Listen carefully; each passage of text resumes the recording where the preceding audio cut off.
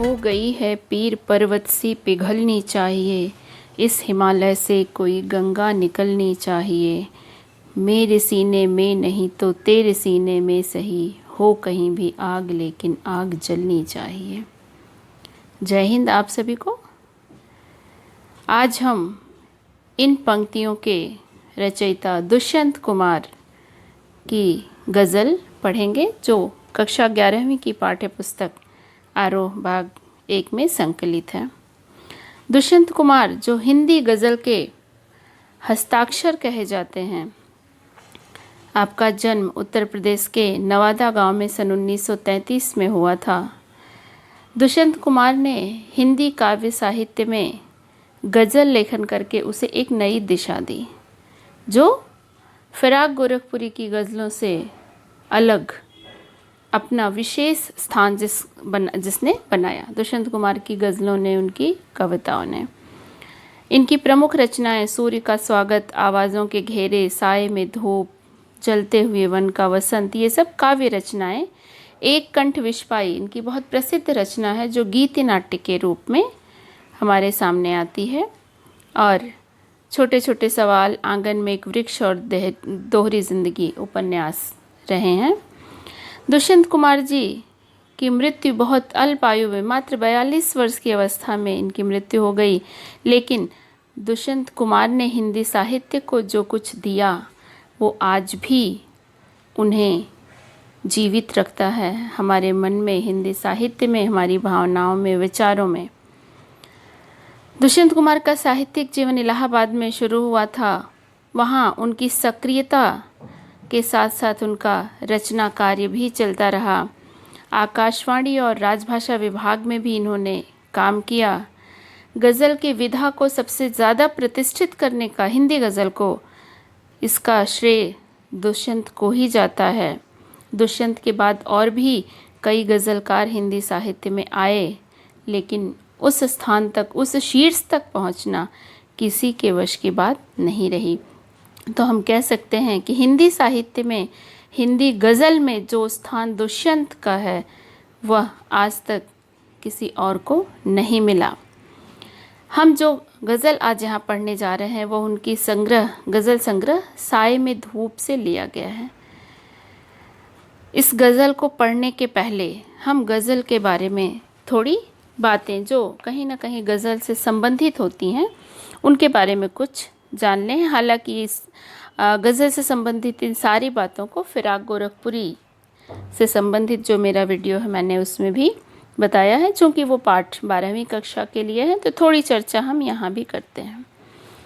गज़ल, जैसा कि यहाँ लिखा है कि गज़ल एक ऐसी विधा है जिसके सभी शेर अपने आप में मुकम्मल और स्वतंत्र होते हैं।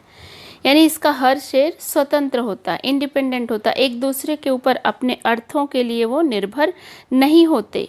क्रम के साथ पढ़ने की इन्हें कोई ज़रूरत नहीं होती है। जैसे हम दोहे पढ़ते हैं, रहीम के दोहे, कबीर की साखियाँ, बिहारी के दोहे, ये दोहे भी अपने आप में स्वतंत्र होते हैं, वैसे ही गज़ल के शेर भी होते हैं।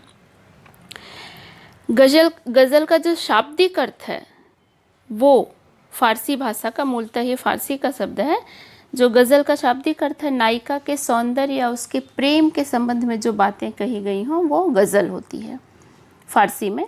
लेकिन फ़ारसी से लेके हिंदी तक की यात्रा करते करते गज़ल का ये शाब्दिक अर्थ थोड़ा बदल गया।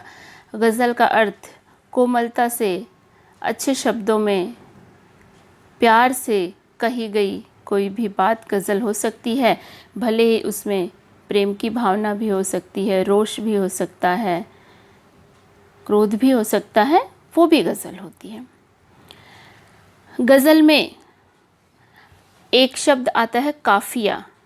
काफ़िया जिसे हम तुक या राइम कहते हैं, राइमिंग जो हम वर्ड्स लिखते हैं, तुकांत, तुकबंदियाँ, जो तुकबंदी होती है, उसे गज़ल की भाषा में काफ़िया कहा जाता है। मतला और मक्ता, ये दो शब्द भी गज़ल के बड़े महत्वपूर्ण चीज़ हैं। गज़ल में जो शेर होते हैं, 5 से लेके 11 शेरों को मिलाकर एक गज़ल बनती है। तो जो पहला शेर होता है उसे मतला और अंतिम शेर को मक्ता कहा जाता है। गज़ल की शेर की पंक्तियों को मिसरा कहा जाता है। जैसे हमने सुना होगा कि पहला मिसरा, दूसरा मिसरा, यानी शेर की जो पंक्तियाँ होती हैं उन्हें मिसरा कहा जाता है। रदीफ, शेरों में जो दोहराए जाने वाले शब्द होते हैं, जो पुनरुक्त शब्द होते हैं, जो शेरों में दोहराए जाते हैं, उन्हें रदीफ कहा जाता है। गज़ल के संग्रह को दीवान, दीवान यानी गज़लों का संग्रह, उसका कलेक्शन जो होता है उसे हम दीवान कहते हैं। तखल्लुस, गज़ल में एक ऐसा शब्द है जो कवि या गज़लकार का उपनाम, जो अपना एक वो तखल्लुस रखता है, अपना एक नाम रखता है, वो तखल्लुस कहलाता है। जैसे फ़िराक गोरखपुरी ने अपने असली नाम से अपना नाम रखा फ़िराक, तो वो उनका तखल्लुस हो गया। तो ये कुछ शब्द हैं जो गज़ल पढ़ते समय हमें अक्सर मिलते हैं। बैत, गज़ल का शेर का एक नाम बैत भी होता है। बैत यानी शेर। और शाहे बैत एक शब्द आता है जो किसी संग्रह में, किसी गज़ल में जितने शेर लिखे हुए हैं उसमें जो सबसे अच्छा शेर होता है उसे शाहे बैत कहा जाता है। और कभी कभी उसी शेर के आधार पर उस गज़ल को एक शीर्षक भी दे दिया जाता है। हालांकि गज़ल में कोई शीर्षक होता नहीं है, लेकिन शाहे बैत के आधार पर कभी कभी उस गज़ल को पहचाना जाता है। जैसे कि हम इसी रचना में देखेंगे कि ये संग्रह, गज़ल संग्रह है जिसका नाम यहाँ साए में धूप दिया गया है, गज़ल संग्रह का। तो और ये साए में धूप, अभी जब हम गज़ल पढ़ेंगे तो इसका एक शेर है जिसमें ये शब्द आ रहा है, तो हम कह सकते हैं कि ये शेर जो है इस गज़ल का शाहे बैत है, सबसे श्रेष्ठ शेर है, सबसे अच्छा शेर है। तो ये जो कुछ चीज़ें हो गई हमारी गज़ल से संबंधित। अब हम देखते हैं कि ये जो गज़ल दुष्यंत कुमार की है इसमें हमें क्या भाव मिलता है। आगे बढ़ने के पहले एक और चीज़ हम देखेंगे कि आमतौर पर गज़ल के शेरों में कोई केंद्रीय भाव नहीं होता, कोई एक थीम नहीं होता, हर एक अपने आप में स्वतंत्र होता है, जैसा कि हमने पहले ही देखा।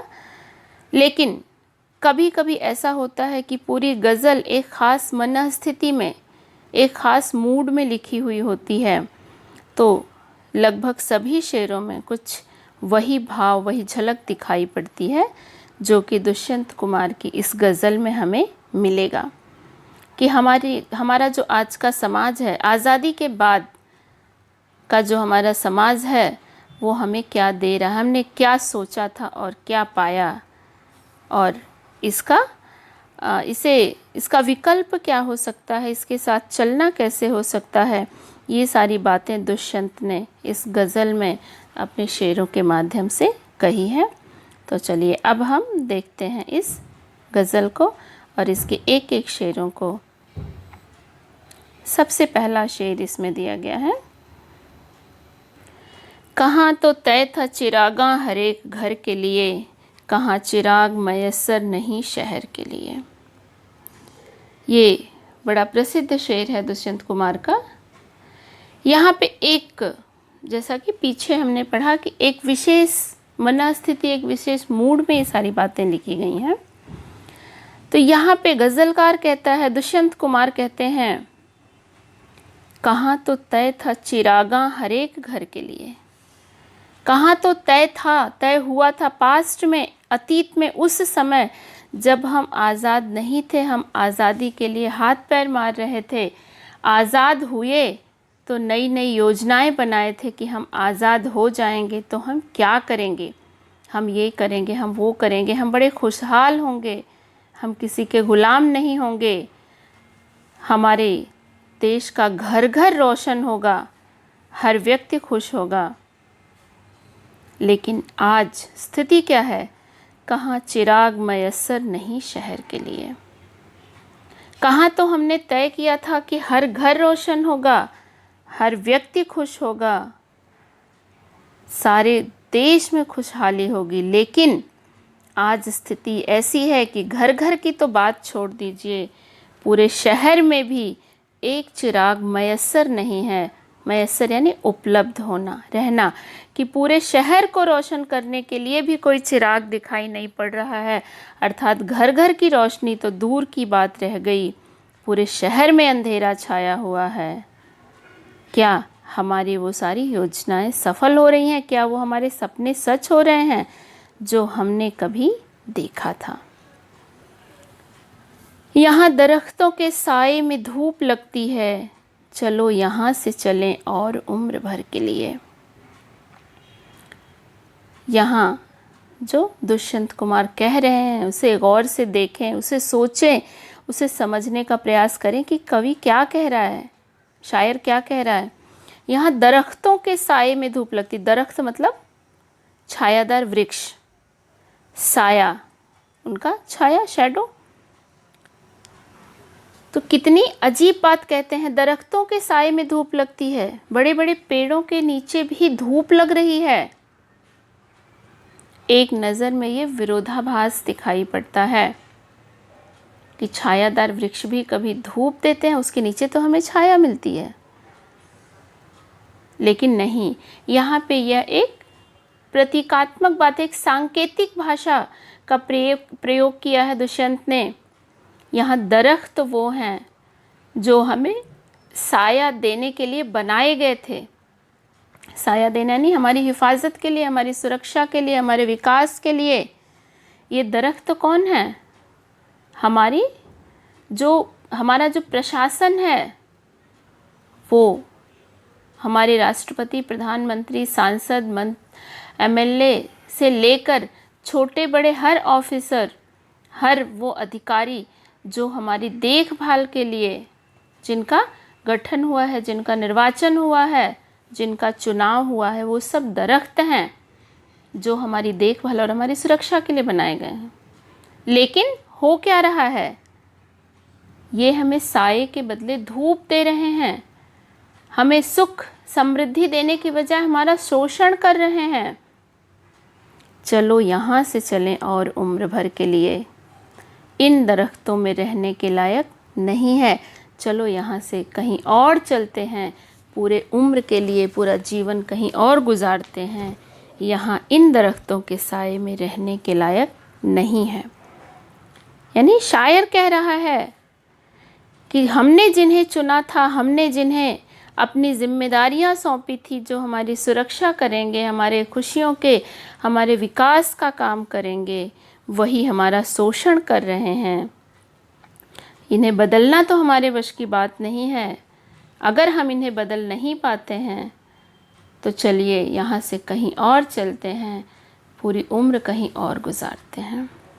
इस शेर पर कभी कभी बच्चों ऐसा होता है कि इसकी कुछ आलोचनाएं की जाती हैं, इस पे प्रतिप्रश्न भी होता है कि इसका मतलब शायर हमें पलायनवाद सिखा रहा है कि मुश्किलों से घबरा कर भाग जाओ, सब कुछ ख़त्म कर दो। नहीं, शायर यहाँ पलायनवाद नहीं सिखा रहा है। वो ये नहीं कह रहा है कि जीवन यहाँ समाप्त हो जाता, वो कह रहा है चलो उम्र भर के लिए, अपनी पूरी उम्र तो गुजारनी है, लेकिन प्रतिकूल परिस्थितियों में नहीं, अनुकूल परिस्थितियों में।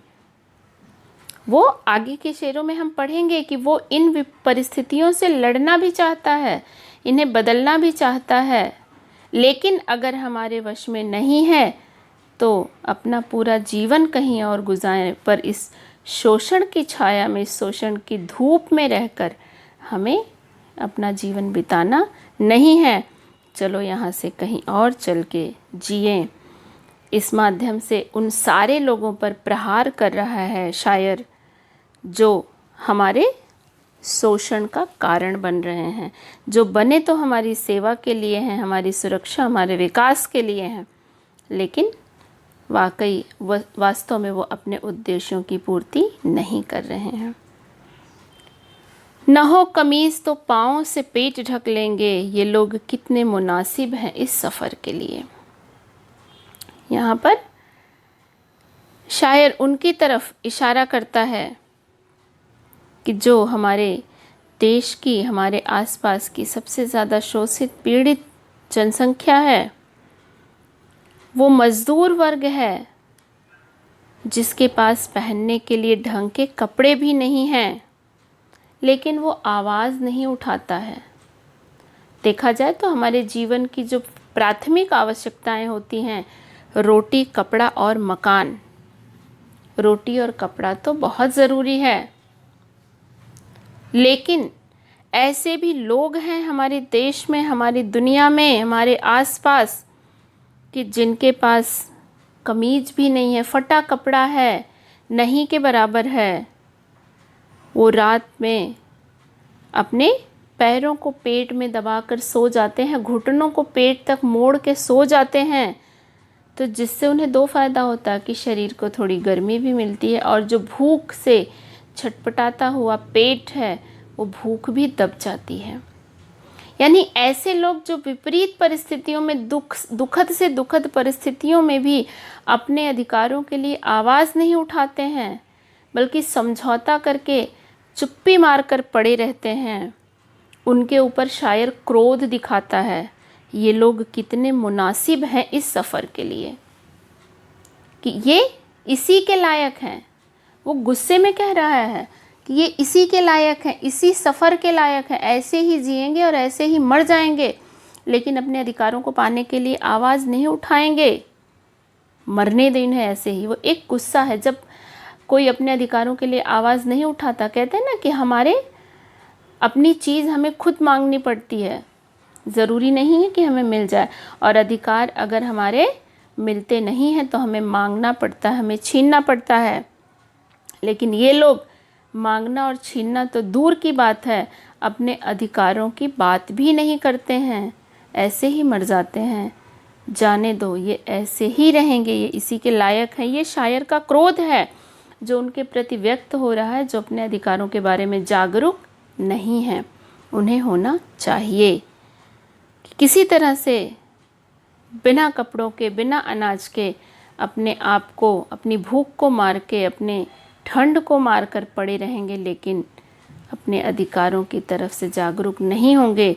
छोड़ो, जाने दो, ये ऐसे ही जीते रहेंगे। इस माध्यम से शायर अपना क्रोध व्यक्त कर रहा है और अप्रत्यक्ष रूप से उन्हें जागरूक भी कर रहा है कि अपने अधिकारों को मांगो। ये हमारी प्राथमिकता है, हमारे मूल अधिकार हैं और हमें पाना ही चाहिए। खुदा नहीं न सही, आदमी का ख्वाब सही, कोई हसीन नज़ारा तो है नज़र के लिए। शायर आगे कहता है, खुदा नहीं ना सही, खुदा नहीं है कोई बात नहीं, आदमी का ख्वाब सही, कि हम जो ईश्वर को खोजते हैं, हर बात में हम खुदा का सहारा लेते हैं, भगवान का सहारा लेते हैं, हर मुश्किलों का उपाय उससे मांगते हैं, हर संघर्ष में उसका साथ चाहते हैं, हर दुख में उसका हाथ चाहते हैं, लेकिन वो अक्सर हमें मिलता नहीं। तो शायर कह रहा नहीं मिलता है ना सही, कोई बात नहीं, आदमी का ख्वाब सही।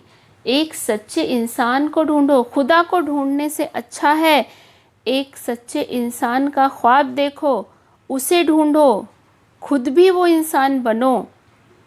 कोई हसीन नज़ारा तो है नज़र के लिए। तो हमारी नज़रों के लिए हमारा जो नज़रिया है वो बदलेगा कि मुश्किलों में भगवान काम आए ना आए, भगवान मिले ना मिले, एक सच्चा इंसान अगर हमारे साथ है तो कहीं ना कहीं हमारे लिए ये नज़ारा, ये परिस्थितियाँ बड़ी अच्छी होती हैं। इसलिए मुश्किल में उस भगवान के ऊपर सब कुछ डालने की बजाय, उस न देखे हुए व्यक्तित्व के पीछे भागने की बजाय, अपने आसपास किसी सच्चे इंसान को ढूंढो और खुद भी बनो, तो शायद हमारे ख्वाब पूरे हों। मुश्किलों में हमारे साथ खड़ा रहने के लिए एक सच्चा इंसान तो ज़रूर होगा, क्योंकि खुदा एक ख्वाब है जो जल्दी पूरा नहीं होता है, जल्दी मिलता नहीं है, सिर्फ ख्वाब ही रह जाता है। लेकिन एक सच्चा इंसान अगर हम खोजें तो हमें ज़रूर मिलता है, और इस सफ़र में, इस दुनिया में एक सच्चा इंसान हमारे काम ज़रूर आता है। इसी से संबंधित आगे एक शायरी आपके पाठ में दी गई मिर्ज़ा गालिब की। हमको मालूम है जन्नत की हकीकत, लेकिन दिल को बहलाने को गालिब ये ख्याल अच्छा है। कि जन्नत की हकीकत क्या है ये हमें भी पता है, वास्तव में जन्नत क्या है, दोज़ख क्या है, स्वर्ग और नरक क्या है, इसकी हकीकत हमें भी पता है। हम ये सिर्फ कल्पनाएं कर रहे हैं, सोचते हैं। लेकिन हम ये सब चीज़ें क्यों कहते हैं, क्यों सोचते हैं? दिल को बहलाने को, अपने आप को दिलासा देने के लिए, अपने आप को समझाने के लिए, संभालने के लिए हमने इन चीज़ों की रचना की है, कल्पना की है। वरना तो हमें भी पता है कि स्वर्ग और नरक, जन्नत और दोज़ख दोनों हमें इसी दुनिया में जीते जी ही मिल जाते हैं। इसके लिए मरना ज़रूरी नहीं है। कुछ ऐसी ही बातें, हाँ, दुष्यंत भी कह रहे हैं कि भगवान नहीं मिलता है ना, सही, कोई बात नहीं, एक सच्चे इंसान का ख्वाब देखो, उसकी खोज करो, तो हमारे नज़रों के लिए, हमारे साथ के लिए एक हसीन नज़ारा, एक सुंदर परिस्थिति, एक सुंदर दृश्य ज़रूर कायम होगा जिस दिन हमें एक सच्चा इंसान मिल जाएगा। वे मुतमईन है कि पत्थर पिघल नहीं सकता, मैं बेकरार हूँ आवाज़ में असर के लिए। यहाँ पे अब शायर कह रहा कि वो जो ये आवाज़ें उठा रहा है, वो जो क्रांति की बात कर रहा है, जो बदलाव की बात कर रहा है, समाज में जो कुछ हमें नहीं मिला है उसके विरोध में आवाज़ उठा रहा है, तो क्या होता है? यानी शासन के विरुद्ध जो शासक वर्ग है, जो शोषक वर्ग है, वो हमारा शोषण कर रहा है, उसके विरुद्ध जल्दी कोई आवाज़ उठाता नहीं है। और अगर कोई उठाता भी है तो वे बड़े निश्चिंत होते हैं कि हमारा कोई कुछ बिगाड़ नहीं सकता।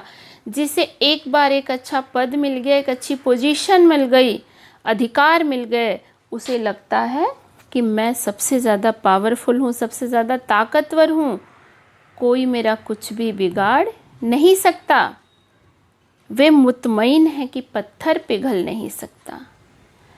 वे जो अपने हाथों में सारे अधिकार लेकर बैठे हैं, वे बड़े निश्चिंत हैं कि उनका कोई कुछ बिगाड़ नहीं सकता। वे ऐसे पत्थर हैं जिनको कोई पिघला नहीं सकता। पर शायर कहता है, मैं बेकरार हूँ आवाज़ में असर के लिए। मैं भी बेकरार हूँ, मैं भी बेचैन हूँ कि अपनी आवाज़ में वो असर पैदा करूँ, कि मेरी उस आवाज़ से लोगों पर असर पड़े, उनमें बदलाव आए, उनके विचार बदलें और वो अपने अधिकारों को पाने के लिए जागरूक हो जाएं, एक क्रांति की शुरुआत हो जाए और ये पत्थर ज़रूर पिघलेगा। कि वे बड़े निश्चिंत हैं कि उन्हें कोई रोक नहीं सकता। वो ऐसे पत्थर हैं जिन्हें कोई पिघला नहीं सकता। और मैं भी उतना ही बेचैन हूँ कि अपनी आवाज़ में, अपनी कलम में, अपने शब्दों में वो ताकत लाऊं कि लोगों को जागरूक होना पड़े और वो उस पत्थर को पिघला सकें, जिससे उनका जीवन बदल सकता है। तो हम दोनों अपने अपने काम में लगे हुए हैं। तेरा निज़ाम है सिलदे ज़ुबान शायर की, ये एहतियात ज़रूरी है इस बहर के लिए। शायर कहता है, वही भाव जैसा कि पीछे भी बताया गया कि इस गज़ल का केंद्रीय भाव, आमतौर पर ऐसा होता नहीं, लेकिन इसका केंद्रीय भाव, इसका जो थीम है लगभग एक ही है कि आज़ादी के पहले जो सपने देखे गए थे, आज़ादी के बाद वो सारे पूरे नहीं हो रहे हैं। वो सारी जो हमारी बहुत सारी योजनाएं, बहुत सारे नियम कानून, वो सब के सब ध्वस्त होते जा रहे हैं। रोटी, कपड़ा और मकान जो सबकी प्राथमिक ज़रूरतें हैं, रोटी और कपड़ा भी सबको मैसर नहीं हो रहा है। जो आवाज़ उठाता है उसकी आवाज़ दबा दी जाती है। तो ये सारी चीज़ें जो चल रही हैं, इन्हीं से संबंधित कि जो क्रांति की शुरुआत कर रहा है उसे दबा दिया जा रहा है, आवाज़ उठाने वाले को नष्ट किया जा रहा है, उसकी आवाज़ को दबा रहे हैं और ये अपने आप को सफल मान रहे हैं। लेकिन ये ज़्यादा दिनों तक चलेगा नहीं। एक बार जो आवाज़ उठ गई, एक बार जो क्रांति की चिंगारी भड़क गई, तो उसे रोकना बड़ा मुश्किल है। आवाज़ बंद करने वालों पे चोट करते हुए शायर कहता, तेरा निज़ाम है सिलदे ज़ुबान शायर की। तेरा निज़ाम है, तुम्हारा राज है, तुम्हारा अधिकार है। तुम चाहो तो शायर की ज़ुबान सल दो। आवाज़ उठाने वालों की आवाज़ बंद कर सकते हो। तुम्हारे पास इतनी क्षमता है, इतने अधिकार हैं। ये एहतियात ज़रूरी है इस बहर के लिए, और ये एहतियात, ये सावधानी तुम्हें बरतनी पड़ेगी इस बहर के लिए। बहर का मतलब भी होता है शेर, कि इस शेर के लिए तुम्हें ये सावधानी बरतनी पड़ेगी कि तुम शायर की ज़ुबान सिलो। अगर नहीं सिलोगे तो मैं तो आवाज़ में वो असर ला के रहूँगा। कुछ न कुछ ये शेर कमाल ज़रूर करेगा। इन शब्दों की ताकत लोगों को जगाएगी ज़रूर। तो तुम्हारा अधिकार है, तुम्हारा राज है। तुम चाहो तो मेरी आवाज़ को बंद करो, और तुम्हारे लिए ये बड़ा ज़रूरी भी है। अगर तुमने मेरी आवाज़ बंद नहीं की, मेरे शेर, मेरे शब्दों पे रोक नहीं लगाई, तो निश्चित रूप से ये क्रांति ला कर रहेंगे, लोगों को जगा कर रहेंगे। यानी शायर खुली चुनौती देता है, ओपन चैलेंज, खुली चुनौती दे रहा है कि मैं अपना काम करता हूँ, तुम अपना काम करो, देखते हैं कौन जीतता है। यानी शोषित पीड़ित जनता को जगाने के लिए वो तैयार है। कहते हैं ना कि शब्दों में तलवार से ज़्यादा ताकत होती है, तो वो तलवार से नहीं, शब्दों से क्रांति लाना चाहता है, और चुनौती भी देता है कि ये आएगी ज़रूर। यानी बदलाव ज़रूर आएगा, आज नहीं तो कल। निश्चित ही लोगों की जो दबी हुई भावनाएं हैं, कुचली हुई जो उनकी इच्छाएं हैं, जो वो कह नहीं पा रहे हैं, आज नहीं तो कल वो कहेंगे ज़रूर। और जब आएगी तो बदलाव होगा। दिनकर के शब्दों में, सिंहासन खाली करो कि जनता आती है, तो कहीं ना कहीं ये भाव यहाँ व्यक्त हो रहा है। ये इनके जो गज़ल है, इसका अंतिम शेर है। जिए तो अपने बगीचे में गुलमोहर के तरह, मरे तो गैर की गलियों में गुलमोहर के लिए। यहाँ पे ये गुलमोहर शब्द 2 बार आया है। यह एक रूपक के रूप में, या हम कह सकते हैं रूपक या प्रतीक के रूप में यहाँ दिया है। गुलमोहर शब्द के दोनों बार 2 भाव आएंगे। जिए तो अपने बगीचे में गुलमोहर के तले। शायर यहाँ पे कह रहा है कि अपने बगीचे में, यानी अपनी मिट्टी, अपनी ज़मीन पे अगर हम हैं, तो गुलमोहर के तले अपने अधिकारों के साथ, अपने स्वाभिमान के साथ जिए। यदि हम अपने देश, अपनी ज़मीन, अपनी भूमि, अपने स्थान पे हैं, तो भी हमें अपने स्वाभिमान के साथ, अपने अधिकारों के साथ, उनके तले यानी उनके साए में, उनके साथ जीना चाहिए। मरे तो गैर की गलियों में गुलमोहर के लिए। और अगर गैर की गलियों में मरते हैं, अगर हम गैरों के बीच में हैं, यानी अपने में नहीं भी हैं, अपने देश, अपनी मिट्टी में नहीं है, कहीं और भी हैं, तो यहाँ पे गुलमोहर का जो प्रतीक है वो है अपनी आज़ादी, अपना आत्मसम्मान।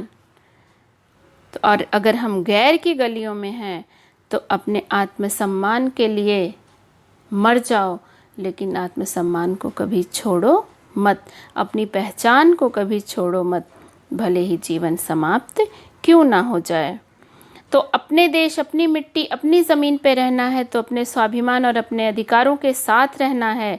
और अगर हम कहीं और भी हैं, तो भी अपना सम्मान, आत्मसम्मान के साथ रहना है। नहीं आत्मसम्मान के साथ रह पाते हैं तो मर जाएं, लेकिन हम उसे छोड़ें नहीं। यानी हर परिस्थिति में अपना, पराया, पास, दूर, कहीं भी रहें, अपने अधिकार, अपने आत्मसम्मान और स्वाभिमान के लिए ही जीना सबसे बड़ा जीना है, ऐसा शायर कहना चाहता है। तो इसी के साथ दुष्यंत कुमार की गज़ल और उसके ये शेरों के अर्थ समाप्त होते हैं। यहाँ पे जो भाव सबसे मुख्य है, एक कहीं ना कहीं जो क्रांतिकारी विचारधारा है, और इसके पहले जो हम कुछ कवियों को हमने पढ़ा होगा, वहाँ क्रांति की बात की जा रही है जब हम गुलाम थे, लेकिन यहाँ क्रांति की बात की जा रही है जब हम आज़ाद हैं, आज़ाद हो चुके हैं। कई साल बीत चुके हैं, दशकों बीत चुका हमें आज़ाद हुए, लेकिन हमारी स्थितियों में उससे ज़्यादा कोई अंतर नहीं आया है। अब हमें अपने मूल अधिकारों के लिए लड़ना है, उसे पाना है, ऐसा शायर कहना चाहता है। यही इस पूरे गज़ल का मूल भाव है। तो इसी के साथ हम इसे यहीं समाप्त करते हैं। अगले दूसरे किसी पाठ के साथ पुनः मिलेंगे। धन्यवाद।